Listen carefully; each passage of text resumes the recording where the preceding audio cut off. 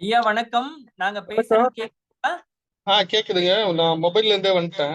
லேப்டாப்ல ஏதோ கொஞ்சம் பிரச்சனை இருக்கு. நல்லது, நல்லது. அதுல வந்து லேப்டாப்ல வந்து உங்களுக்கு பவர் பாயிண்ட் அது மட்டும் வந்துரும். அது கொஞ்சம் வேலை நடந்து பண்ணிட்டு இருக்கிறாங்க. ஆம், இது நம்ம உரையாடல் இதுல தொடங்கலாம். சரிங்க. நல்லது. நீங்க தொடங்கலாங்க ஐயா.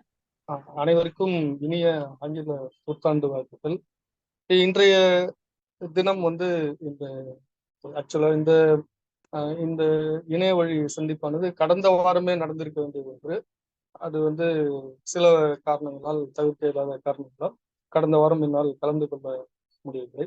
அதற்காக அனைவரையும் பொறுத்தல் வேண்டும்படி கேட்டுக்கொண்டு, இன்று இந்த அருமையான ஒரு சந்தர்ப்பத்திற்கு வாய்ப்பு நல்ல வாய்ப்பு தந்த அனைத்து அன்பு உள்ளங்களுக்கும் இன்றைய மாலை நேர வணக்கங்களை உரித்தாக்கிக் கொள்கிறேன். பொதுவாக நம்முடைய அருங்காட்சியகங்கள் என்பது நாம் ஆங்கிலேயர்கள் அல்லது பிரெஞ்சியர்கள் போன்ற ஐரோப்பியர்கள் நம்முடைய வந்த பின்புதான் இது போன்ற ஒரு அருங்காட்சியக சிந்தனை நம்மிடையே தோன்றியது என்றெல்லாம் என்றெல்லாம் நம்மால் கூற முடிகிறது. இருப்பினும் நம்முடைய இந்த அருங்காட்சியகங்கள் என்பது, இந்த சிந்தனை என்பது நம்முடைய பண்டைய கால அரசர்களுடைய மாளிகையிலே காண கிடைக்கிறது. பண்டைய கால அரசர்கள் இந்த வேட்டை மண்டபங்கள் என்று சொல்லக்கூடிய ஒரு மண்டபங்களை வைத்திருந்தார்கள். அந்த மண்டபங்களிலே தாங்கள் வேட்டையாடிய விலங்குகளை பதப்படுத்தி அதை வைத்திருந்தார்கள். அந்த மண்டபங்களிலே யானை போன்ற பல்வேறு வன விலங்குகள் அங்கே வந்து காட்சிப்படுத்தப்பட்டிருந்தன.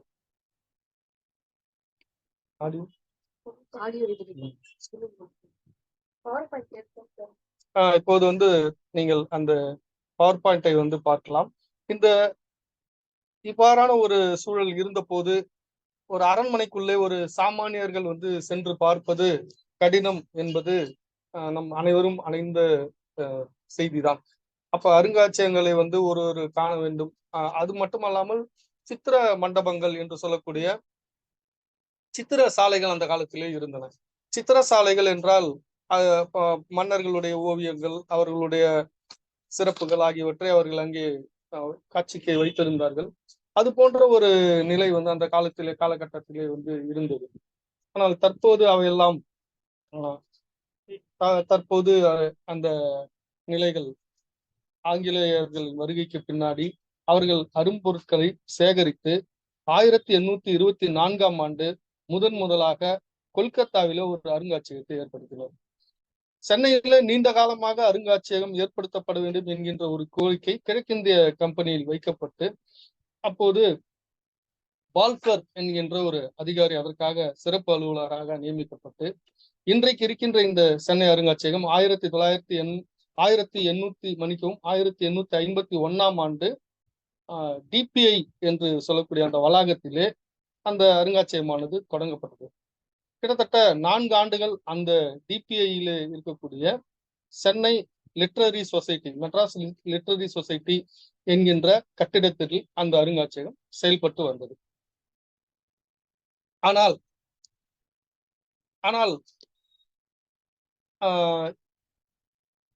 அந்த கட்டிடமானது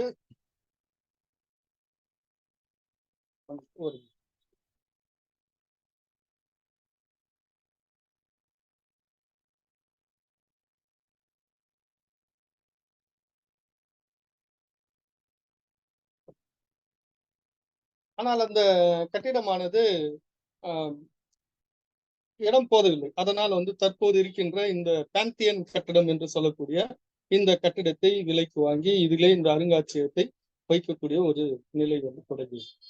முதலிலே அவர்கள் என்ன சேகரித்தார்கள் என்றால் வெறும் கற்களைத்தான் சேகரித்து வைத்துக் கொண்டிருந்தார்கள். அவர்கள் வந்து மெட்ராஸ் லிட்ரரி சொசைட்டி ரெக்கார்ட்ஸ் என்று சொல்லக்கூடிய அவர்கள் ஆவணப்படுத்தி இருக்கின்ற அந்த ரெக்கார்டுகள் அனைத்தும் மெட்ராஸ் லிட்ரரி சொசைட்டி ரெக்கார்ட்ஸ் என்று நீங்கள் இணையத்திலே சென்று தேடி பார்த்தீர்களானால் நம்முடைய நூலகங்களிலே அது கிடைக்கவில்லை. அமெரிக்க நூலகங்களிலே அதனை வந்து பிடிஎஃப் முறையிலே வந்து ஆவணப்படுத்தி வைத்திருக்கிறார்கள். அவற்றை நாம் வந்து பார்க்க முடியும். அதில் அரிய பல செய்திகள், இங்கே இருந்த தாவரங்களை பற்றி குறிப்புகளை எழுதியிருக்கிறார்கள். இங்கே இருந்த கற்களை பற்றி, விண்கற்கள், சிவகங்கை பக்கத்துல ஒரு ஒரு பெரிய விண்கல் விழுந்து அதை எப்படி அந்த மக்கள் வணங்கி அதை அது ஏதோ ஒரு கடவுளுடைய இதுவாக அவதாரமாக நினைத்து அதை வணங்கி எல்லாம் அதுக்கு பூசைகள் எல்லாம் செய்தார்கள் என்றெல்லாம் குறிப்புகள் அந்த மெட்ராஸ் லிட்டரரி சொசைட்டி ரெக்கார்டிலே நமக்கு வந்து கிடைக்கிறது. இப்போது நாம் பார்க்கக்கூடிய இந்த ஸ்கிரீனில் இருக்கக்கூடிய கட்டடம் அருங்காட்சியகத்தில் உள்ள கலையரங்கம். அந்த கலையரங்கம் கீழே இருக்கக்கூடிய அந்த சிகப்பு வண்ண கட்டடம் தற்போது இருக்கின்ற நிலை. மேலே இருக்கக்கூடிய அந்த கருப்பு வெள்ளை படத்தில் இருப்பது அதுல ஒரு பெரிய ஒரு டவரை வந்து வைத்திருக்கிறார்கள். அந்த டவர் வந்து பின்னாடி வந்து அதை இடிச்சிடுறாங்க.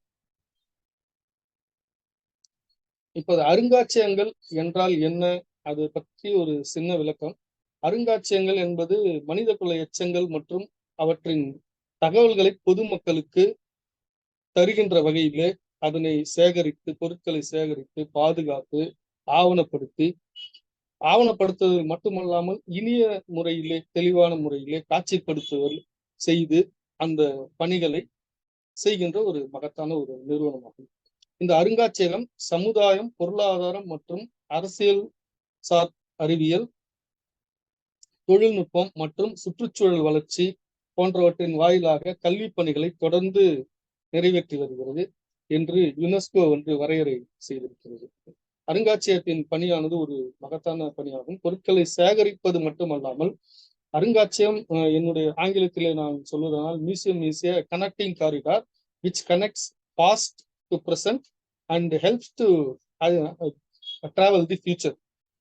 அதாவது பழமையும் புதுமையும் இணைக்கும் ஒரு பாலமாக செயல்படுவதோடு மட்டுமல்லாமல் வருங்காலத்திற்கு செல்லக்கூடிய ஒரு எளிய வழியை காட்டுகின்ற நிறுவனமாகவும் அருங்காட்சியகங்கள் திகழ்கின்றன.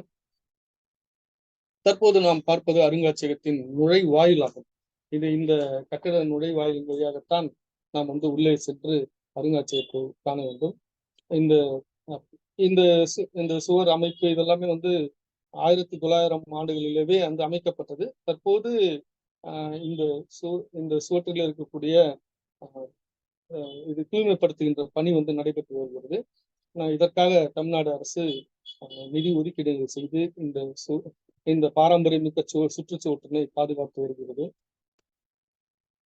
அருங்காட்சியகத்திலே வந்து பல்வேறு பிரிவுகள் வந்து இருக்கின்றன. நேரம் மணித்துளி குறைவாகிவிட்டதால் நான் விரைவாக செல்ல வேண்டிய கட்டாயத்தில் இருக்கிறேன். மிக முக்கியமாக தொல்பொருளியல், இந்த தொல்பொருளியல் பிரிவிலே அந்த பழைய கால சிலைகள், அந்த கற்சிலைகள் மற்றும் படிமக்கூடம் இவையெல்லாம் அடங்கும். அடுத்து மானுடவியல் என்கின்ற ஒரு மிகப்பெரிய கூடம் இருக்கிறது. இந்த மானுடவியல் கூடம் தான் cradle of South Indian anthropology என்று சொல்வார். தென்னக மானுடவியலின் தொட்டில் என்று இந்த மானுடவியல் கூடத்தை கூறலாம். இதை தஸ்டன் என்கின்ற ஒரு மிகப்பெரிய ஒரு சூப்பரிண்டென்டாக இருந்த ஒரு காலகட்டத்தில் அவர் வந்து என்ன எப்ப பார்த்தாலும் இந்த விலங்கை வச்சுட்டு இருக்கிறாங்க, இல்லை வந்து சிலைகளை வச்சு இருக்கிறாங்க, நாம் மனிதர்களை பற்றி ஆய்வு செய்து அந்த மானுடவியலை மேம்படுத்த வேண்டும் என்கின்ற ஒரு மாறுபட்ட கோணத்தில் அவர் வந்து சிந்தித்து அந்த பழங்குடி மக்கள் அவர்களிடையே இருந்த புழங்கு பொருட்கள் மற்றும் இசைக்கருவிகள் இவற்றையெல்லாம் வந்து அவர்கள் வந்து சேகரித்து, அது மட்டுமல்லாமல் caste and tribes of South India என்கின்ற ஒரு மிகப்பெரிய ஆவணமான ஒரு நூலை வந்து அவர்கள் எழுதியிருக்கிறார்கள். அந்த நூலை படித்தால் மட்டுமே போதுமானது. அப்போது இருந்த பழங்குடிகள் யார், அவர்களுடைய பழக்க வழக்கங்கள் என்ன என்பதெல்லாம் நாம் அறிந்து கொண்டு விடலாம். அடுத்து கலைப்பிரிவு என்கின்ற ஒரு பிரிவு இருக்கிறது. இந்த பிரிவிலே டிபி ராய் சௌத்ரி முதல் ராஜா ரவிவர்மா மற்றும் ஆங்கில ஆளுநர்கள் இவர்களுடைய ஓவியங்கள் அதை வந்து நாம் பார்க்க முடியும். மற்றும் புவியியல் பிரிவு இருக்கிறது.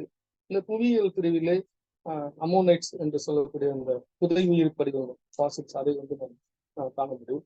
மற்றும் தங்கம், வெள்ளி போன்ற அந்த கோர் அதனுடைய இந்த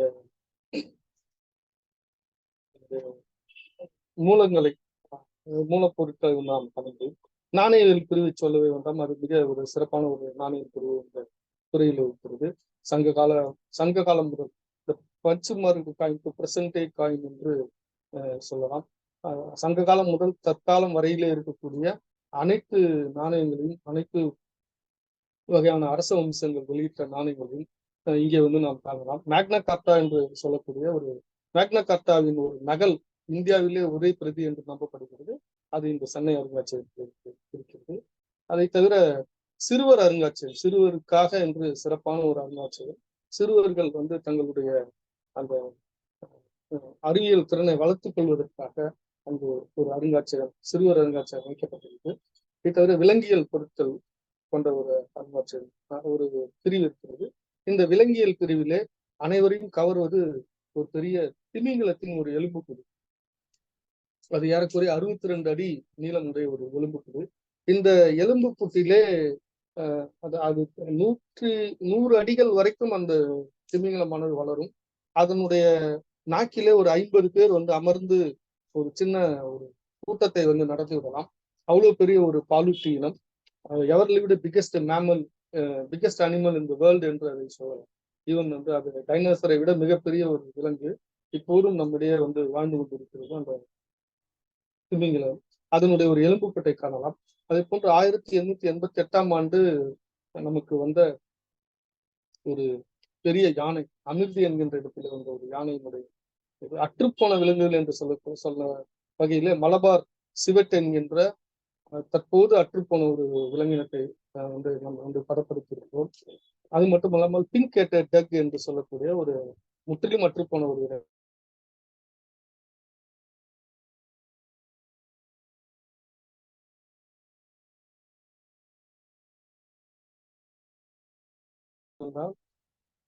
1400ஆம் ஆண்டு வளர தொடங்கிய ஒரு மரம் 1900ஆம் ஆண்டு வரைக்கும் 500 ஆண்டுகள் ஒரு தேக்கு மரம் வந்து வளர்ந்திருக்கிறது.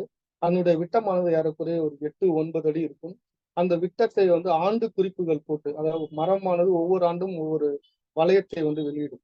அது வந்து ட்ரீ ரிங் மெத்தட் என்று தொல்பொருளில் கூறுவார்கள். மர வளைய கணக்கீட்டு முறை என்பது. அந்த மர வளையத்தை ஒவ்வொரு ஆண்டும் அதனோடு தொடர்பு படுத்தி அங்கு நடைபெற்ற வரலாற்று நிகழ்வுகளை நாம் காட்டு அதிலே வந்து குறிக்கப்பட்டிருக்கிறது. அந்த மரம் ஒரு மிக முக்கியமான தாவரவியல் பொருளாகும். தற்போது இந்த காட்சியிலே நமக்கு இருப்பது கலையரங்கத்தின் மற்றொரு படிவம், மற்றொரு பரிமாண காட்சி.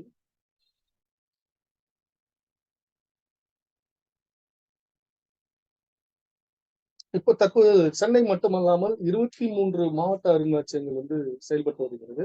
இதில் முதலாக புதுக்கோட்டை மாவட்ட அருங்காட்சியகம், மாட்சிமை தங்கிய அந்த புதுக்கோட்டை மன்னர் நாடு சுதந்திரம் அடையும் போது அருங்காட்சியகத்தை அரசாங்கத்துக்கு அளித்து விட்டார். ஆனால் சென்னையை தவிர நமக்கு புதுக்கோட்டை என்கின்ற ஒரு அருங்காட்சியகம் அப்போது நமக்கு வந்து கிடைத்தது. அது மட்டுமல்லாமல் சேலத்திலே நெருக்கடி நிலை இருந்த ஒரு காலகட்டத்தில் அப்போது மனிதநேயமிக்க ஒரு மாவட்ட ஆட்சியராக இருந்த ஆமு சுவாமிநாதன், AM சுவாமிநாதன் ஐஏஎஸ் அவர்கள் ஒரு அருங்காட்சியகத்தை தொடங்க வேண்டும் சேலத்திலே என்று ஒரு அருங்காட்சியகத்தை தொடங்கினார்கள். அருங்காட்சியகத்தை அங்கங்கே இருக்கக்கூடிய சிலைகள் அவற்றை எல்லாம் சேகரித்து, ஓவியங்களை வந்து சேகரித்து அவர் வந்து ஒரு அருங்காட்சியகத்தை வந்து தொடங்கி வைத்தார். அந்த அருங்காட்சியகம் தொடங்கப்பட்டது மட்டுமல்லாமல் ஏறக்குறைய 1976ஆம் ஆண்டிலிருந்து 79 வரைக்கும் சில பல ஆண்டுகள் மாவட்ட நிர்வாகத்தின் கட்டுப்பாட்டிலேயே அது இருந்தது. அங்கே இருந்த காப்பாட்சியருக்கு மாவட்ட நிர்வாகமே ஊதியம் போன்ற செலவுகளை வழங்கி வந்தது. ஊதியம் போன்றவற்றை வழங்கி வந்தது.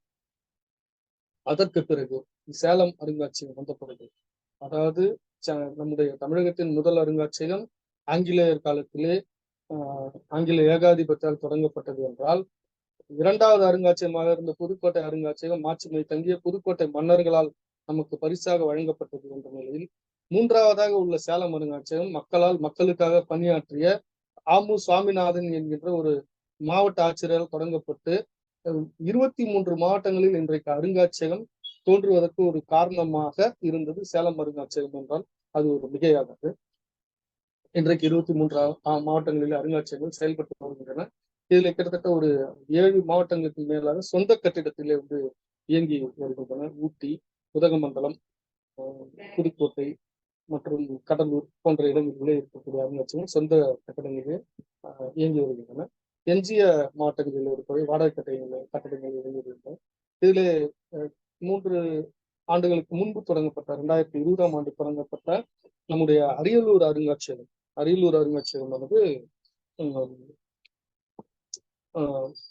பாசில் புதையுயிரி படிவங்களுக்கென்றே ஒரு சிறப்பான ஒரு அருங்காட்சியகமாக உள்ளது. அந்த தனித்த நோக்கத்துடன் வந்து அது தொடங்கப்பட்டு அது இன்றைக்கு மக்களுக்கு சேவையாற்றி வருகிறது. சென்னை அருங்காட்சியகத்தின் பரப்பளவு என்று எடுத்துக்கொண்டால் 16.25 ஏக்கர் நிலப்பரப்பு. இதுல 3 வந்து ஹெரிட்டேஜ் ஸ்ட்ரக்சர்ஸ் என்று சொல்லக்கூடிய பாரம்பரிய கட்டடங்கள். எஞ்சியிருப்பு எல்லாம் வந்து வேறு அண்மை காலத்திலே கட்டப்பட்ட கட்டடங்கள். ஏறக்குறைய 2 லட்சம் சதுரடிக்கும் மேலாக இங்கே வந்து இங்கே காட்சி பொருட்கள் கிட்டத்தட்ட ஒரு 50,000 காட்சி பொருட்களுடன் 57 காட்சி கூடங்கள் வந்து உள்ளன. முக்கியமாக இந்த ஒரு சென்னை அருங்காட்சியகத்தை நாம் பார்க்க வேண்டும் என்று சொன்னால் அதிலே மிஸ் பண்ணாத, அதாவது தவறாமல் பார்க்க வேண்டியவை பல்லவர்கள் காலம் முதல் விஜயநகர காலம் வரை கால வரிசைப்படி வைக்கப்பட்டுள்ள கற்சிற்பங்கள், அமராவதி சிற்பங்கள், சமண சிற்பங்கள், விலங்கியல் பொருட்கள், விலங்கியல் காட்சி பொருட்கள், மேலும் நாணயங்கள், படிமக்கூடு. சென்னை உலகத்திலேயே மிக அதிகமான படிமங்களை, செப்பு படிமங்களை காட்சிக்கு வைத்திருப்பது, தன்னகத்தை கொண்டிருப்பது சென்னை அருங்காட்சியகம் என்று சொல்லலாம். அது மட்டுமல்லாமல் ஆதிச்சநல்லூரில் கிடைத்த மிக அழகிய பானை ஓடு, ஒரு அட்டை அளவுதான், அதாவது ஒரு காகிதம் அளவே கனம் உள்ள ஒரு பானை ஓடுகளை வந்து நாம் காண முடியும். அவையெல்லாம் ஆதிச்சநல்லூரிலே 1904ஆம் ஆண்டு அலெக்சாண்டர் ரியா அவர்களால் அகழ்வாய்வு செய்யப்பட்டு அருங்காட்சியகத்திற்கு சேகரிக்கப்பட்டது. நாமெல்லாம் அகழாய்வு என்ற உடனே வந்து நம் சர் ஜான் மார்ஷல் சிந்து சமவெளி நாகரிகம் என்கின்ற ஒரு நினைவு தான் நமக்கு எல்லாம் வரும். ஆனால் இந்திய துணைக்கண்டத்திலேயே முதலாக அகழ்வாய்வு நிகழ்த்தப்பட்ட இடம் ஆதிச்சநல்லூர் 1904ஆம் ஆண்டு என்பது குறிப்பிடத்தக்கது. அதாவது systematic excavation was conducted in year 1904 by Alexander Rea. தற்போது 23 மாவட்டங்களிலே அருங்காட்சியகங்கள் செயல்பட்டு வருகின்றன. அது மட்டுமல்லாமல் இந்த ஆண்டு மாண்புமிகு தமிழக முதல்வர் அவர்கள் அறிவித்திருக்கிறார்கள், தஞ்சையிலே சோழர்களுடைய வரலாற்றை எடுத்து கூறத்தக்க வகையிலே ஒரு மாபெரும் அருங்காட்சியகம், சோழர் அருங்காட்சியகம் அமைக்கப்பட இருக்கிறது. இது கிட்டத்தட்ட ஒரு 8 ஏக்கர் பரப்பளவில் அருங்காட்சியகம் அமைக்கப்பட இருக்கிறது. அது மட்டுமல்லாமல் உங்களுக்கு நம்முடைய இந்த கடற்கரை சாலையிலே எழிலகம் என்று சொல்லக்கூடிய ஒரு கட்டடத்திற்கு அருகிலே இருக்கக்கூடிய கலாஷ் மஹால், ஆற்காடு நவாபுகளின் கோடைகால அரண்மனையாக இருந்த அந்த அரண்மனையிலே பொதுப்பணித்துறை அலுவலகம் செயல்பட்டு இருந்ததுன்னா அந்த இடத்தை, அந்த கட்டிடம் தீ விபத்தால் பாதிக்கப்பட்டது. அதை சீரமைத்து அங்கே சுதந்திர போராட்ட வீரர்களுக்கான ஒரு அருங்காட்சியகம் என்ற பணியும் நடைபெற்று வருகிறது. இப்போது நாம் பார்க்கக்கூடிய இந்த கட்டிடம் உதகமண்டலம் அருங்காட்சியகம். இது ஸ்டோன் ஹவுஸ் என்று சொல்லக்கூடிய ஜான் சுலிவன் அவர்களால் முதலாக கட்டப்பட்ட கல் கட்டிடமாகும். இங்கே உதகையிலே அருங்காட்சியகம் செயல்பட்டு வருகிறது. இது புதுக்கோட்டை அருங்காட்சியக கட்டடம். புதுக்கோட்டை மற்றும் முதலிலே இருக்கக்கூடிய படம் வந்து திருநெல்வேலி அருங்காட்சியகம். வந்து ஊமைத்துறை இங்கேதான் சிறை வைத்திருந்தார்கள். அருங்காட்சியகத்திற்கு பணியிடங்கள் என்று பார்க்கும்போது ஆணையர் அவர்கள், இது வந்து இந்திய ஆட்சி பணியை சார்ந்த ஒரு மூத்த நிலை அலுவலர்கள் தான் பெரும்பாலும் ஆணையர்களாக இந்த பொறுப்பு வந்து நியமிக்கப்பட்டு வருகிறார்கள். 2 உதவி இயக்குநர்கள், ஒரு கணக்கு அலுவலர். உதவி இயக்குநர்கள் என்று சொல்லக்கூடிய இப்போது நான் உதவி இயக்குநராக பொறுப்பு வைத்துக் கொண்டிருக்கிறேன். என்னுடைய பணி வந்து தொழில்நுட்பம், அது போல நிர்வாகத்திற்காக ஒரு உதவி இயக்குனர் பணி இருக்கிறது. கிட்டத்தட்ட ஒரு 19 காப்பாட்சியர்கள் தற்போது பணியாற்றி வருகிறார்கள். ஏறக்குறைய காட்சிக்கூட காவலர்கள் ஒரு 200 பேர் மொத்தமாக தமிழகம் முழுவதும் பணியாற்றி வருகிறார்கள். இதில் மொத்த பணியிடங்கள் மொத்தம் 330 பணியிடங்கள். அருங்காட்சியகத்தினுடைய தலையான பணி என்னவென்றால் பொருட்களை சேகரித்தல், பாதுகாத்தல், அதனை ஆய்வு மேற்கொண்டு ஆய்ந்தறிதல், அவற்றை காட்சிப்படுத்துதல், பொதுமக்களுக்கு அதன் சிறப்பினை அறிவிப்பது. இதுதான் ஒரு மிக முக்கியமான பணியாகும். என்னுடைய முகநூல் பக்கத்திலே நான் வேலுநாச்சியாருடைய கல்வெட்டை கண்டறிந்த ஒரு வித்தியாசமான அனுபவத்தை வந்து பதிவு செய்திருக்கிறேன். வேலுநாச்சியாருடைய கல்வெட்டு வந்து ஒரு சிவகங்கையிலிருந்து ஒரு 10 கிலோமீட்டர் தள்ளி இருக்கக்கூடிய ஒரு கிராமத்திலே வந்து கிடைத்தது. அந்த கிராமத்திற்கு இப்போதெல்லாம் நமக்கு வசதி வாய்ப்புகள் இருக்கின்றன, செல்ல முடியும். அப்போது வந்து மிக காட்டு மாடு என்று சொல்லக்கூடிய ஒரு விலங்கு அந்த பகுதியில் இருக்கு. அதனால நீங்க பார்த்து போங்க சார் என்று என் நண்பர் அறிவித்திருப்பார். அந்த கல்லை பார்க்கும்போதே, அந்த கல்வெட்டை பார்க்கும்போதே மாலை மணி 6 ஆகிவிட்டது. உடனே அப்போது இருந்த அந்த வண்டியில இரு சக்கர வண்டியில வைத்து கொண்டு வந்து விட்டு மாவட்ட ஆட்சியருக்கு தெரியப்படுத்தி அந்த வேலுநாச்சியார் கல்வெட்டை இன்றைக்கும் வந்து சிவகங்கை அருங்காட்சியகத்திலே பொதுமக்கள் அதை பார்த்து வருகிறார்கள். அது என்னால் கண்டறியப்பட்டது. அது ஒரு பிள்ளையார் கோயிலிலே வந்து கவிழ்த்து போட்டு அதை படிக்கட்டாக பயன்படுத்திருக்காரு. இது நான் போனோன்னா திருப்பி விடுங்க, என்னன்னா இருக்குன்னு பார்க்கலாம் அப்படின்னு. அது சின்ன கல்லு தான். ஒரு 1.25 அடிக்கு 1 அடி இருக்கும், அவ்வளவுதான் கல்லு. அதுல ஸ்ரீ சக்தந்தி ஐயா, முத்துவடுகநாத தேவர் ஐயா, பாரியால் வேலுநாச்சியார் உதயம் என்கின்ற ஒரு 4 வரிகள் மட்டுமே இருந்தன. ஆனால் அது ஒரு மிக முக்கியமான கல்வெட்டு ஆதாரம். வேலுநாச்சியார் அவர்கள் வெளியிட்ட ஒரே ஒரு கல்வெட்டு ஆதாரம் அதுதான் என்பது இந்த தளத்திலே பதிவு செய்து கொண்டு இருக்கிறது. இப்போது நாம் பிரதான கட்டிடத்திற்கு உள்ளே செல்ல போகிறோம். இதுதான் நம்ம பிரதான கட்டிடம், அதனுடைய முக்கிய நுழைவாயில். இங்கே 2 துவாரபாலர்களை அழகாக வைத்திருக்கிறார்கள்.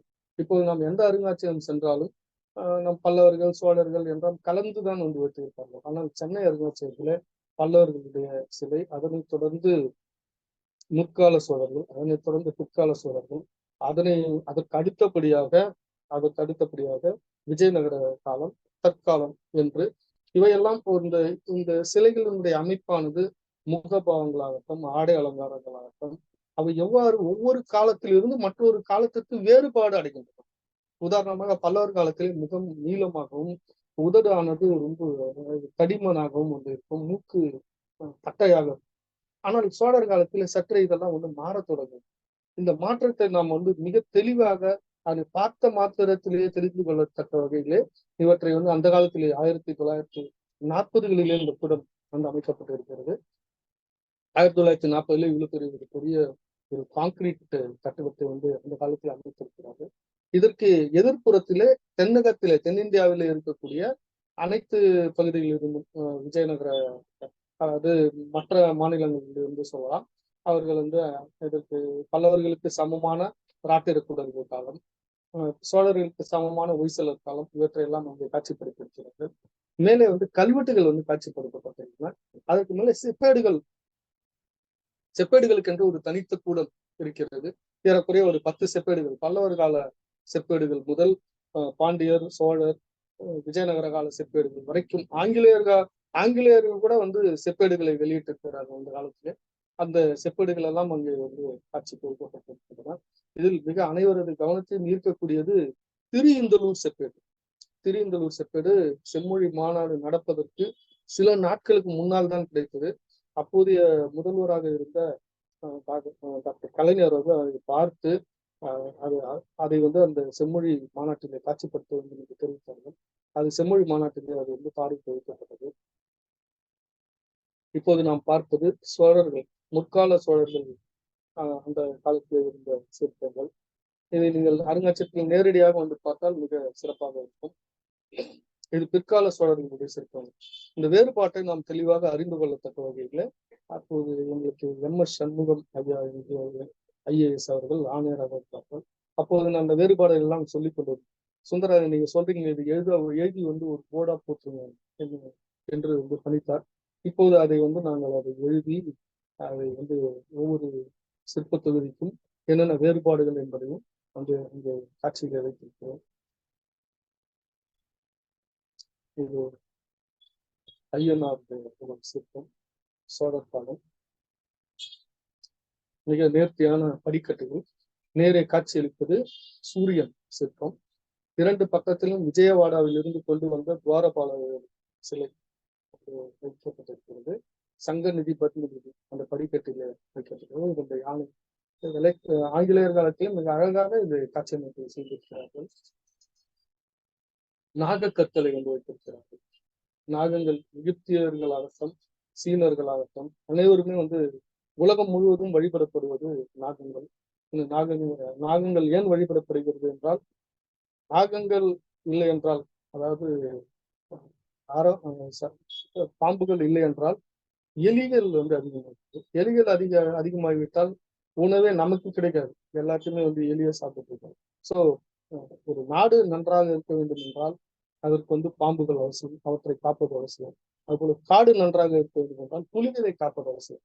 ஆனால்தான் இங்கே பல்வேறு புலிகள் சரணாலயங்கள் தற்போது அரசாங்கத்தால் அமைக்கப்பட்டு வருகிறது. இது மிக அழகான அமராவதி சிற்பம். அமராவதி என்பது ஆந்திர மாநிலத்திலே அமராவதி என்கின்ற ஒரு ஊர் இருக்கிறது. இதில் கிமு 2ஆம் நூற்றாண்டு முதல் கிபி 2ஆம் நூற்றாண்டு வரை 400 ஆண்டு காலமாக இந்த அமராவதி ஸ்தூபமானது வந்து கட்டப்படுகிறது. அந்த ஸ்தூபத்தினுடைய மாதிரியைத்தான் நாம் இப்போது பார்க்கிறோம். இது இந்த ஸ்தூபத்தினுடைய ஒரு டோமிச்சல் ஷேப்ல வந்து இருக்கும். இதுக்கு உள்ள வந்து நம்ம போக முடியாது. இதற்கு உள்ளாக புத்தருடைய பல் அல்லது எலும்பு அல்லது முடி அல்லது ஏதாவது ஒரு காரணத்தை வணங்குவதற்காக வைத்திருப்பாங்க. ஸ்தூபத்திற்கு 4 பக்கமும் நுழைவாயில்கள் இருக்கும். மிக அழகான ஒரு ஸ்தூபத்தை நாம் பார்க்கலாம். இது அமராவதி கூடமானது. அமராவதி சிற்பங்கள் இந்தியாவில் இருக்கக்கூடிய மாபெரும் அருங்காட்சியகங்களிலும் எல்லா அருங்காட்சியகங்களிலும் இருக்கிறது. முக்கியமாக கொல்கத்தா அருங்காட்சியகத்தில் இருக்கிறது. முக்கியமாக லண்டனில் இருக்கக்கூடிய அருங்காட்சியகத்திலே அமராவதி சிற்பங்கள் அவர்கள் அனைத்தையும் கொண்டு செல்ல வேண்டும் என்று நினைத்தார்கள். ஆனால் இதை அவசர அவசரமாக சுவற்றில் பதிய வைத்து பல சிற்பங்கள் இங்கே இந்தியாவில் நமக்காக காட்சிப்படுத்துவதற்காக வைக்கப்பட்டிருக்கிறது. அந்த சுவற்றில் இருந்த சிற்பங்கள் எல்லாம் 2004ஆம் ஆண்டு அதை வெளியில் எடுத்து, ஏன்னா சுவற்றில் இருந்தால் அது வந்து அந்த ஈரம் போன்றவற்றால் அது சேதமடைந்துவிடும். அதனால் அதை எடுத்து தற்போது தனியாக காட்சிப்படுத்தி இருக்கிறார்கள். தற்போது நாம் பார்க்க இருப்பது விலங்கியல். இதைத்தான் நான் உங்களுக்கு முன்னரே குறிப்பிட்ட அந்த திமிங்கல மீது விளம்பித்தது.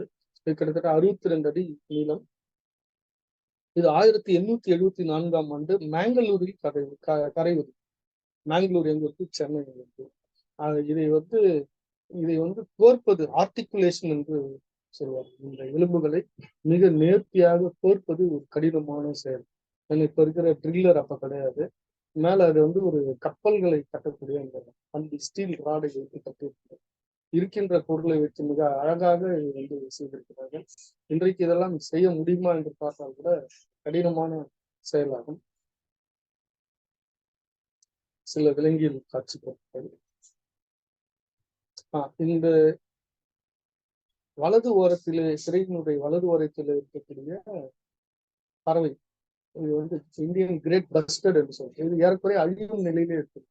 ஒரு 200-300 தான் இருக்கு. ராஜஸ்தான்ல இருக்கு இந்த பறவை வந்து வரகு கோழி. ராஜஸ்தான் இருக்கு.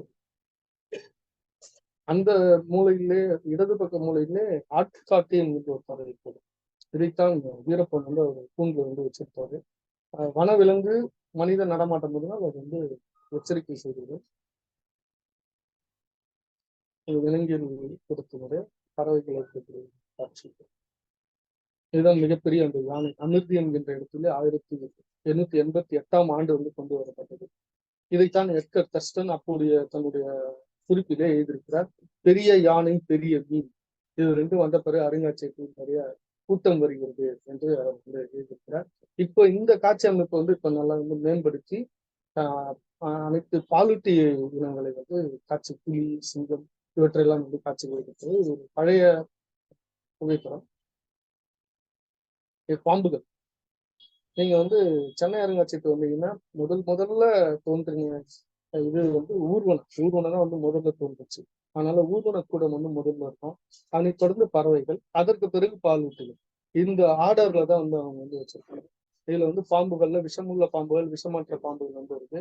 அதுல கடல் ஆமைகள் வந்து மிக அழகாக வந்து காட்சிப்படுத்தி வச்சிருக்க ஆமைகள் கூட நீங்க பார்க்கலாம். பவளங்களுக்கென்றே ஒரு தனியான ஒரு காட்சித்தரம். பவளப்பாறைகள், என்னென்ன வடிவங்களிலே இருக்கின்றன இதெல்லாம் இங்க வந்து காட்சிக்கு வைக்கப்பட்டிருக்கிறது. இது மீன்கள் காட்சிப்புறம். மீன்கள் மற்றும் கடல்வாழ் விலங்குகள். இதிலே சில ஊர்வன இனங்களும் இருக்கின்றன, காட்சிப்படுத்தப்பட்டிருக்கிறது. இதுல தென்னை மரத்தில் ஏறி தேங்காயை உருக்கி தின்னக்கூடிய ஒரு நண்டை வந்து காட்சிப்படுத்திருக்கு. தென்னை மருத்துவ நண்டுன்னு சொல்லுவாங்க. அதனால அந்த நண்டை இங்கே கிடையாது, அந்தமானிலே இருக்கிறது. மீன்கள் காட்சிப்படும்.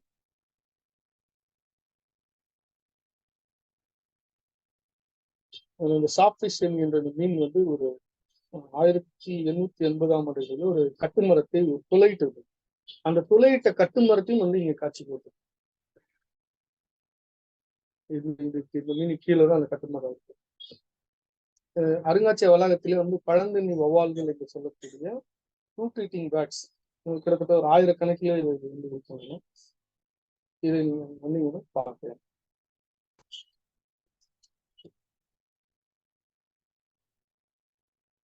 புவியியல் குடம். புவியியல் குடத்திலே இதை வச்சுதான் முதல்ல வந்து அருங்காட்சியகம் தொடங்கப்படுகிறது. இதில் இந்த கற்கள் வகைகள், புவியினுடைய அமைப்பு, இந்த பால்வழி மண்டலத்தினுடைய அமைப்பு, எரிகற்களுடைய அமைப்பு, எவ்வாறான இயற்கை சீரழிவுகள், இயற்கை சீற்றங்கள் இவற்றையெல்லாம் வந்து நாம் வந்து இங்கே காட்சிப்படுத்தியிருக்கிறோம். முக்கியமாக புதையுயிர் படிவங்கள் காட்சிப்படுத்தப்பட்டுள்ளன. நீங்க ஜியாலஜில அந்த டைனோசர்கள் அவற்றினுடைய அந்த புகைப்படங்களை பார்க்கப்பட்டிருக்கோம். இது வந்து தபால் தலைக்கூடம் தற்போது இன்னும் மேம்படுத்தப்பட்டு உள்ளது. இது பழைய புகைப்படம். சென்னை அருங்காட்சியகத்தில் தான் 1968ஆம் ஆண்டு இந்தியாவிலேயே முதலாக தபால் தலைக்கென்று ஒரு கூடம் ஏற்படுத்தப்பட்டது. சென்னை அருங்காட்சியகத்திலிருந்து பல சிறப்புகள் உண்டு. முதல் தபால் தலைக்கென ஒரு தனியான ஒரு கூடம் ஏற்படுத்தப்பட்டது சென்னை அருங்காட்சியகத்தில். இது தாவரவியல் கூடம். நான் சொன்ன அந்த மரம் உங்களுக்கு நீங்க பார்க்கலாம். இந்த தெரியனுடைய வலது ஓரத்தில் இருக்கிறது. 1400 to 1900 வரை தான். இந்த மரமே வந்து ஒரு 8 அடிக்கு மேல இருக்கும். இது ஆலியார், பரம்பிக்குளம் ஆலியாருமே இது வளர்ந்திருக்கிறது. இதை திருவாங்கூர் மகாராஜா இந்த அருங்காட்சியகத்திற்கு நன்கொடையாக அந்த காலத்திலே வந்து வழங்கியிருக்கிறார்.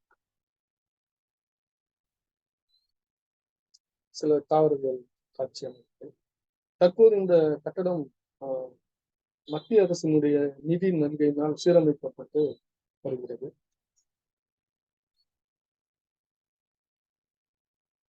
தாவரவியல் சில காட்சிகள். இது இப்போது நாம் மானிடவியல் கூடத்திற்கு உள்ளே செல்ல போகிறோம். செல்வதற்கு முன்பாக ஆங்கிலேயர் காலத்து பீரங்கிகள் அணிவகுத்து நிற்கின்றன. அதில் பாருங்கள், முதலிலே இருப்பது திப்பு சுல்தானுடைய ஒரு பீரங்கி. திப்பு சுல்தானுடைய பீரங்கி வந்து ஒரு கலை நயத்தோட ஒரு புலியினுடைய முகம் இருக்கு. திப்பு சுல்தான், நேதாஜி சுபாஷ் சந்திர போஸ் மற்றும் நம்முடைய ஈழத்தில் இருக்கக்கூடிய விடுதலை புலி மூவருக்குமே வந்து புலிதான் வந்து சின்னம். சோழர் இந்த 4 இனத்திற்கும் இல்லை, சோழர்களை தவிர எஞ்சிய மூவரும் அரசியல் ரீதியாக வெற்றி பெறுவது. திப்பு சுல்தானுடைய அந்த சின்னம், அந்த புலி குறிக்கப்பட்ட பீரங்கி அழகாக காட்சிக்கு வைக்கப்பட்டிருக்கிறது. இது மானுடவியல் பொறுத்தினுடைய ஒரு அழகான தோற்றம். இந்த கட்டடம் 1900 ஆண்டிலே கட்டப்பட்டது. 100 ஆண்டுகள் கடந்தும் வந்து கம்பீரமாக இந்த கட்டடம் நின்று கொண்டிருக்கிறது. தற்போது இந்த கட்டடம் அங்கங்கே கொஞ்சம் அது பழுதுபார்ப்பு பணிகள் மேற்கொள்ள கொண்டிருக்கிறது. இது நாங்க வந்து கிட்டத்தட்ட ஒரு 20 ஆண்டுகளுக்கு முன்னாடி இந்த காட்சி அமைப்பு வந்து பண்ணோம். 15-20 ஆண்டுகளுக்கு முன்னாடி இதே மாதிரி காட்சி அமைப்பு தான் மியூசியம் ஆஃப் ஆர்மரிஸ் லண்டன்ல வந்து. அது எப்படி தெரியல, கோயின்சிடென்ட். இங்க இருக்கக்கூடிய இந்த ஈட்டிகள் எவ்வாறு வைக்கிறது அதே மாதிரிதான் அங்கே வந்து மியூசியம் ஆஃப் ஆர்மரிஸ்ல வந்து வச்சிருக்கிறாங்க. இந்த படத்தை பார்க்கும்போது எனக்கு திகைப்பு ஒன்று வந்துருக்கு. இந்த ஈட்டிகள் தஞ்சாவூர் ஆர்மரிஸ், தஞ்சாவூரில் இருந்து இந்த ஈட்டிகள் எல்லாம் வந்து சேகரிக்கப்பட்டு அருங்காட்சியகத்தில் கொண்டு வரப்பட்டது. மிக அழகான ஈட்டிகள். அது சீனாவில் இருந்து கொண்டு வந்த மணி. சீனா போர் முடிந்த பிறகு, ஆங்கிலேயருக்கும் சீனாவுக்குமான யுத்தம் முடிந்த பிறகு ஒரு மணியை வந்து அவர்கள் வெற்றி சின்னமாக கொண்டு வருகிறார். இந்தியாவில் இருக்கிற மணிக்கு வந்து அந்த நாக்கு என்று சொல்லக்கூடிய அந்த நடுவில் ஒரு அமைப்பு இருக்கும். சீனா போன்ற நாடுகள்ல அந்த மணிக்கு அந்த அமைப்பு இருக்காது, பெரிய சுத்தி போல இருக்கும். அதால அடிப்பாங்க. அதனால அந்த ஒலி வந்து வரும். ஸோ இது சீன நாட்டு மணி. இந்த காட்சி அமைப்பு இப்ப இல்லை. இதெல்லாம் முதுமக்கள் தாழ்வுகள். காட்சி அமைப்பு கொஞ்சம் மாற்றி இருக்கிறோம். இது ஆதிச்சநல்லூரிலே கிடைத்த மிக அருமையான அரும்பொருட்கள். 1904 அலெக்சாண்டர் ரியா அவர்களால் அந்த அகழ்ந்தெடுக்கப்பட்ட அருங்கற்கள். ஆக்சநல்லூர் கத்திகள்ல வந்து ஒரு நடு நரம்பு வந்து தெரியும். அதை பாத்தீங்கன்னா இது மிட்ரிப்டு ஸ்வாட் என்று சொல்லுவோம். நடுவில் ஒரு நரம்பு தெரியும். இந்த இந்த இந்த அமைப்பு வேற எந்த கத்திலையுமே வந்து இருக்காது. ஆதிச்சநல்லூருக்கு மட்டுமே ஒரு சிறப்பு. இந்த திரிசூலம் போன்ற ஒரு இதுவும் வந்துருக்கு. இது வந்து மரியா தூண், பலித்தூண். இது உலகத்திலே ஒண்ணுதான் இருக்கு. மேல வந்து ஒரு ஆளை அப்படியே உயிரோட படுக்க வச்சு பலி கொடுத்துருவாங்க. அப்படியே இந்த சுத்தி சுத்தி எடுத்துட்டு வரும்போது அவன் இறந்து போயிடுவான்.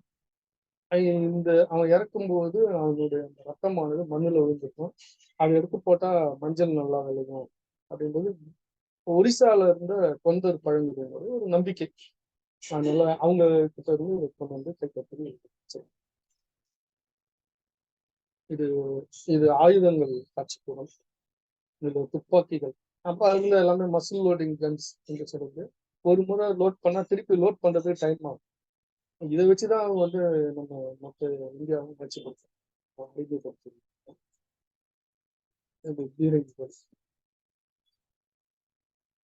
ஆயுதங்கள் மிக அழகான ஆயுதம்.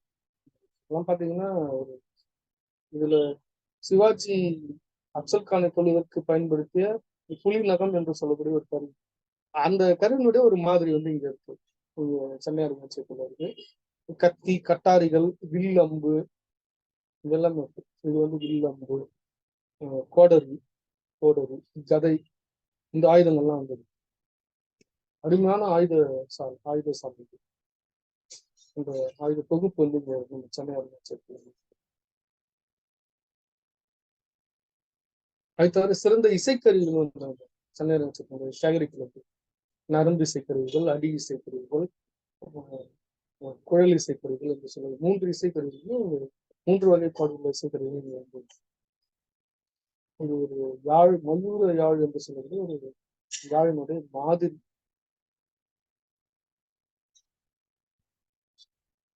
கொண்டப்பள்ளி பொம்மைகள், ஆந்திராவிலே கொண்டைப்பள்ளி என்கின்ற இடத்துல மிக நேர்த்தியான பொம்மைகளை செய்வார்கள். கொண்டப்பள்ளி பொம்மைகள். இதில் இந்த பார்க்கடலை வந்து படைக்கிறது.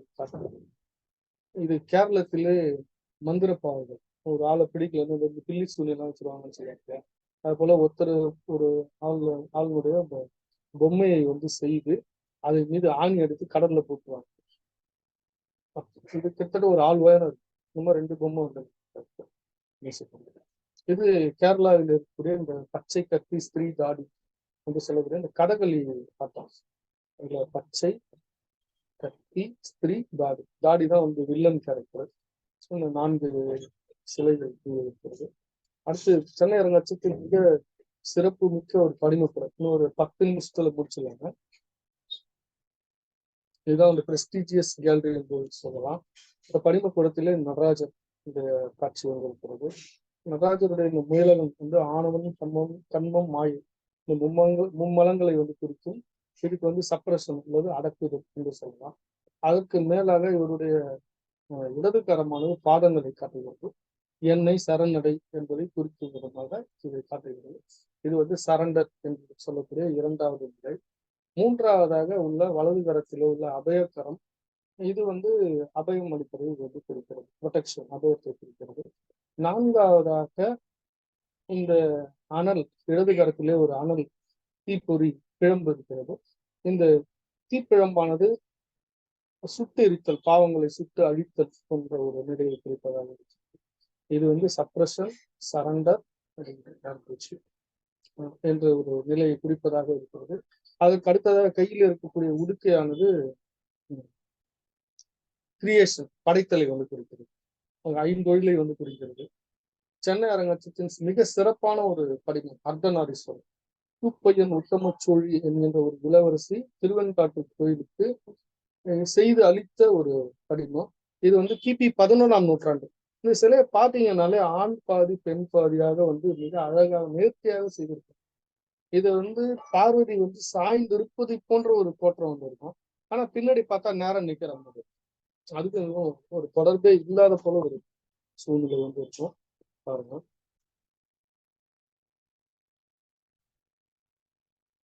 இதுதான் இந்த படிமத்தினுடைய ஒரு தோற்றம். பார்வதி சாய்ந்த போல இருக்கு. ஆனா பின்புறத்தை பார்த்தா நேரம் நிற்கிறாங்க. இது சில சோழர் கால செப்பு படிமங்கள்.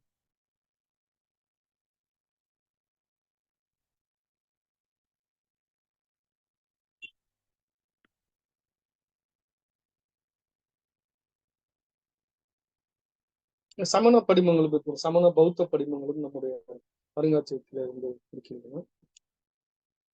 வைணவ படிமங்கள், வைணவ கூடம் என்று தனியாக வைணவ சிற்பங்களுக்கு வந்து இது ராமர், இலக்குவன் மற்றும் சீதையினுடைய உருவத்தை நாம் காண முடியும். இது ஒரு பழைய நாணய இருப்பிடம். இவையெல்லாம் மாதிரியாகத்தான் வந்து அப்போது வைக்கப்பட்டிருந்தன. தற்போது நாம் இங்கே அசல் நாணயங்களை வந்து காட்சிப்படுத்தியிருக்கிறோம். ரூபாய் நோட்டுகளையும் வந்து காட்சிப்படுத்தியிருக்கிறோம். மிக அருமையான ஒரு நாணய தொகுப்பு நம்மிடையே இருக்கிறது. இது குறிப்பாக சொல்லணும்னா ரோமன் காயின்ஸ், ரோமாபுரி நாட்டில் வெளியிடப்பட்ட நாணயங்கள் வந்து இங்கே வந்து காட்சிக்கு வைக்கப்பட்டது. சிறுவர் அருங்காட்சியகம். நம்முடைய முன்னாள் பாரத பிரதமர் பண்டித ஜவஹர்லால் நேரு அவர்கள் 1851ஆம் ஆண்டு தொடங்கப்பட்ட இந்த அருங்காட்சியகத்தின் 100ஆண்டு விழாவை கொண்டாடுவதற்காக 1951ஆம் ஆண்டு பிரதமர் நேரு அவர்கள் அப்போது வந்து வருகை தந்திருக்கிறார்கள். நேரு அவர்கள் சிறுவர்களுக்கு, குழந்தைகளுக்கு மிகவும் ஒரு பிடித்தமானவர். அவர் வந்து சென்றதன் நினைவாக ஒரு சிறுவர்களுக்கென்று ஒரு அருங்காட்சியகம் ஏற்படுத்தப்பட வேண்டும் என்கின்ற ஒரு நோக்கத்தோடு தொடங்கப்பட்டு இது 1980 தான் வந்து இது இந்த நிகழ்வு வந்து நடந்தது. அப்போது கட்டடங்கள்லாம் கட்டுவதற்கு கால அவகாசம் எடுத்துக் கொள்ளப்பட்டு இந்த அருங்காட்சியகத்துக்கு தொடங்கப்பட்டது. சிறுவர் அருங்காட்சியகத்தில் இருக்கக்கூடிய டால்ஸ், பொம்மைகள், சிறுவர்களை கவரும் விதமாக பொம்மைகள், ஒவ்வொரு நாட்டுக்கும் உள்ள உடை அலங்காரம் எவ்வாறு வேறுபடுகிறது என்பதை காட்டும் விதமாக தமிழ்நாட்டிலே மாநிலங்களுக்கு இடையே எவ்வாறு ஏற்படுகிறது, நாடுகளுக்கு இடையே எவ்வாறு என்பதை காட்டுகின்ற பொம்மைகள், நாகரிகங்கள், உலக நாகரிகங்கள் இவையெல்லாம் வந்து சிறுவர் அருங்காட்சியகத்தில் வச்சிருக்கேன். விண்ணிலே ஏவப்படக்கூடிய அந்த ராக்கெட்ஸ், அவற்றை பற்றியும் வந்து சிறுவர் அருங்காட்சியகத்தில் அறிவியலை தெரிவிக்கின்ற அறிய தெரிகின்ற வகையிலே இங்கே இருக்கிறது. ஒரு பழைய பிரஸ், இந்த பிரஸ்லாம் கிடையவே கிடையாது. அந்த பழைய பிரஸ் மிஷின் வந்து ஒரு ரயில் இயங்கும் மாதிரிகள்.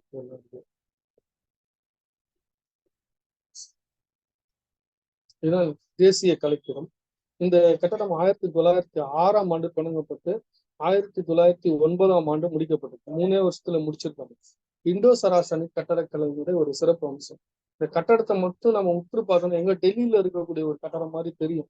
ஏன்னா அந்த அளவு மிக அழகாக வந்து கட்டப்பட்ட ஒரு இந்தோ சராசனி கட்டடக்கலையின் ஒரு உச்சமான ஒரு இது இந்த தேசிய கலைக்கூட கட்டடம். இதுல வந்து முதல்ல ரவிவர்மா ஓவியங்கள்லாம் இருந்தது. இதுல கொஞ்சம் ரிப்பேர் ஒர்க்ஸ், அதாவது பழுதுபார்ப்பு பணிகள் நடைபெற்று வருகிறது. தேசிய கலைக்கூடத்தினுடைய இரவு காட்சி, இரவுல அழகாக இந்த கட்டடத்தின் வெளிப்பகுதியில தமிழ்நாடு அரசு சுற்றுலாத்துறை ஒரு லேசர் ஷோ நடத்த உள்ளது. அதற்கான ஆயத்த பணிகள் நடைபெற்று வருகின்றன.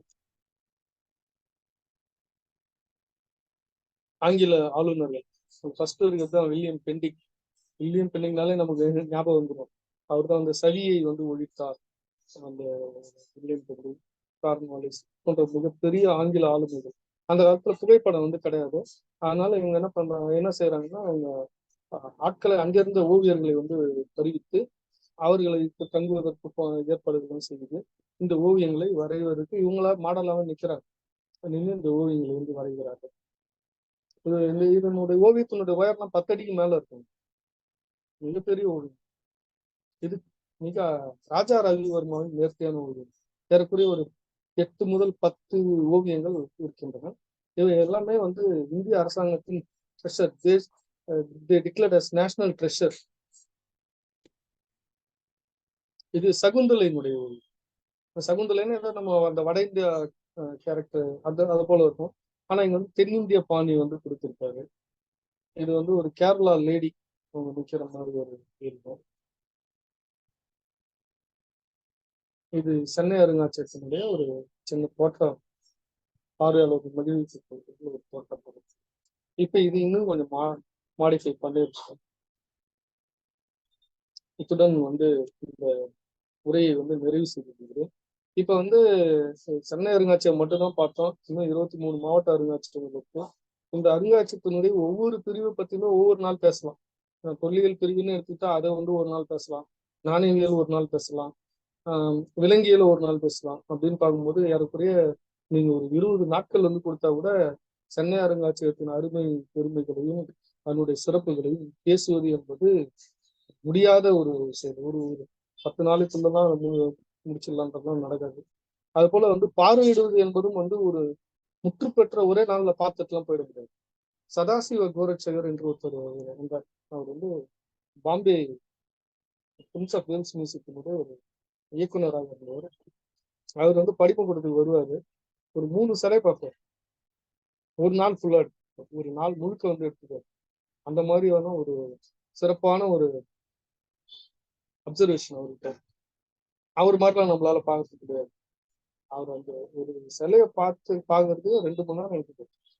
பார்த்து சொல்லி கொடுப்பாரு. சார் பாருங்க, இது இப்படி இருக்கு, இப்படி இருக்கு, இதுதான் இந்த தப்பு பண்ணியிருக்கிறாங்க என்றுதான் அவர் வந்து சொல்லிடுறாரு. ஸோ இத்துடன் வந்து நான் இந்த உரையை வந்து நிறைவு செய்திருக்கேன். உங்களுக்கு ஏதாவது இது தொடர்பான வினாக்கள் இருந்தால் நீங்க வந்து கேட்கலாம். நன்றிங்க ஐயா. நன்றி. பங்கேற்பாளர்கள் ஏதேனும் கேள்விகள் இருப்பின் ஐயாவிடம் கேட்டு பயன்பெறலாம்.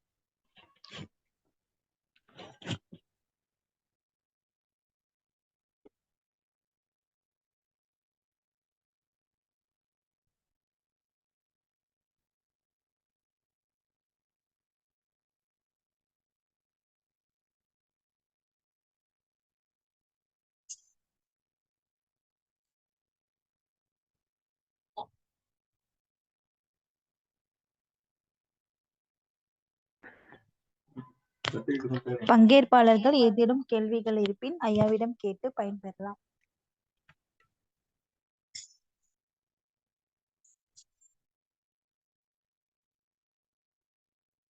ஐயா வணக்கம். ஐயா வணக்கம். சார் வணக்கம் சார். ஐயா சிறப்பான உரை ஐயா. சென்னை அருங்காட்சியகத்தை பார்க்க 2 முறை பார்க்க முடியவில்லை. உங்கள் உரை மிகவும் தேவைப்படுகிறது. இது உங்கள் உரையை மட்டுமல்லாமல் காட்சிப்படுத்தி காமிப்பதற்கு ரொம்ப பார்த்து சந்தோஷம். நேரில் சென்று பார்ப்பது ஆர்வத்தை தூண்டுவீங்க. நிச்சயமாக பார்க்கிறேன். உங்கள் உரை மிக அருமையாக இருந்தது. நன்றி. நன்றிங்க. உங்கள் பெயர்ல எங்கள் துறையில ஒரு இயக்குனர், உதவி இயக்குனர் இருந்தார். அவரும் வந்து லட்சுமி நாராயணன் என்றுதான் கூறுவார். அவர் சேலத்திலே காப்பாற்றுறார். பல ஆண்டு காலம் வந்து பண்ணியிருக்கிறார். தங்களுடைய கருத்துக்கு மிக்க நன்றி. இந்த நிகழ்வை மிக சிறப்பாக ஏற்பாடு செய்த புதுவை அருங்காட்சியக அமைப்பாளர்களுக்கு மிக நன்றி. ஏன்னா எவ்வளவு பணிகள் இருக்கு, இருந்தாலும் இந்த ஒரு தலைப்பை வந்து தேர்ந்தெடுத்து இது வந்து கொண்டு சேர்க்க வேண்டும் என்கின்ற ஒரு இணையம் எவ்வளவு இடையூறு கொடுத்தாலும் விடாத அவங்க வந்து தொலைபேசி மூலமாக அழைத்து இதற்கான முயற்சிகளை மேற்கொண்டு எங்களுடைய பணிகளை செய்தார்கள். அவர்களுக்கு என்னுடைய நன்றி என்பதையும் இந்த நேரத்தில் நான் தெரிவித்துக் கொள்ள கடமைப்பட்டிருக்கிறேன். இது அது மட்டும் இல்ல, பொறுமையா இவ்வளவு நேரம் இவ்வளவு வேலைகள் இருந்தாலும் பொறுமையா நீங்க செய்மடுத்தது ரொம்ப சிறப்பானது. என்னுடைய நன்றியை தெரிவிக்கிறேன். நன்றிங்க ஐயா. நன்றி. புதுவை அருங்காட்சியகம் மற்றும் புதுவை அருங்காட்சியக ஆராய்ச்சி நூலகத்தின் இயக்குனர் ஓரிரு வரிகள் செய்திகள் நம்மிடையே பகிர்ந்து கொள்வார். ஐயா வணக்கங்க ஐயா.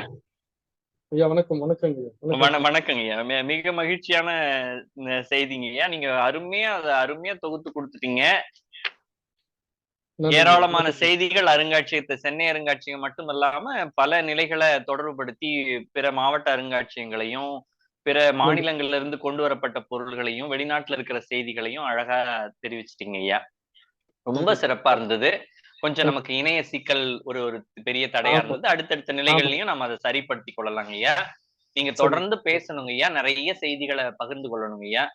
நன்றி. சென்னை அருங்காட்சியகத்தினுடைய அனைத்து செய்திகளையும் நீங்க தொற்று காட்டிட்டீங்க. அது ஒரு நன்றி. நிறைவா இருந்தது. இப்போ இணையத்துல ஒரு ஒரு சின்ன செய்தி இருக்குங்கய்யா. இப்போ 16 ஏக்கருக்கு மேல இது பரப்புடைய இடம் அப்படின்னு சொல்லப்படுது. அது உண்மையாங்கய்யா? ஆமாங்க. 16 ஏக்கர் பரப்பு. 6 தனி கட்டிடங்கள் இருக்கிறதுன்னு சொல்லப்படுது. அதுவும் உண்மையாங்கய்யா? அது உண்மையான செய்தி. 6 இல்ல 7 46 கட்டிடமே. 7 7 கட்டிடங்கள். கட்டிடமே. 7 கட்டிடங்கள். இப்ப நாணயங்களுக்கு தனியாக ஒரு கூடம் வந்து இருக்கு. எந்த சரிங்கய்யா. அருங்காட்சியகத்திலுமே இந்தியால நாணயங்களுக்கு தனியான கட்டிடம் கிடையாது. ஆமா, தனி கட்டிடம் கிடையாது. தனி கட்டடம் கிடையாது. ஏற்கனவே நாங்க தொடக்கத்துல இருந்து நாங்க 2016ல அருங்காட்சியகங்கள் தொடர்பான ஒரு நாட்காட்டியை வடிவமைச்சோங்கய்யா. நன்றிங்க.